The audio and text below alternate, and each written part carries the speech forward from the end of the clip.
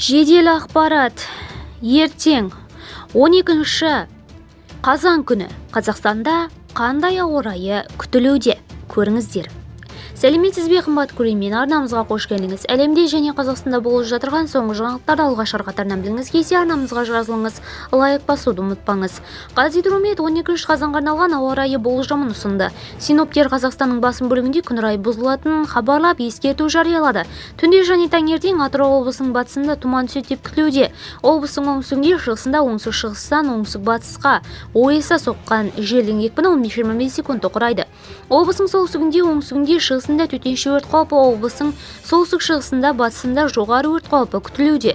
Ұлытау облысының шығысында жоғары өрт қаупі, облысының оңтүстігінде төтенше өрт қаупі сақталады. Қызылорда облысында төтенше өрт қаупі сақталады. Түнде және таңертең Маңғыстау облысының солтүстігінде, орталығында тұман түседі деп күтілуде. Күндіз Ақтөбе облысының батысында, солтүстігінде, орталығында, оңтүстік-шығыстан жел соғады. Облысының оңтүстігінде, солтүстігінде жоғары өрт қаупі, облысының батысында, солтүстік-шығысында, орталығында төтенше өрт қаупі сақталады.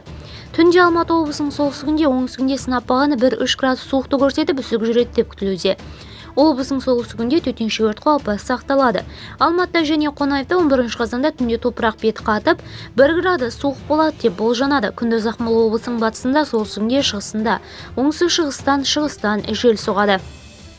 Түнде және таңертең Шығыс Қазақстан облысының солтүстігінде, шығысында тұман түседі деп күтілуде.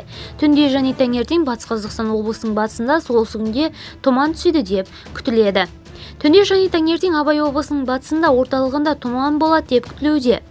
Жамбыл облысының солтүстік-шығыстан және шығыстан жел соғады. Күндіз облысының солтүстік-шығысында, Таулы аудандарында соққан желдің екпіні 15-20 миллисекундты құрайды.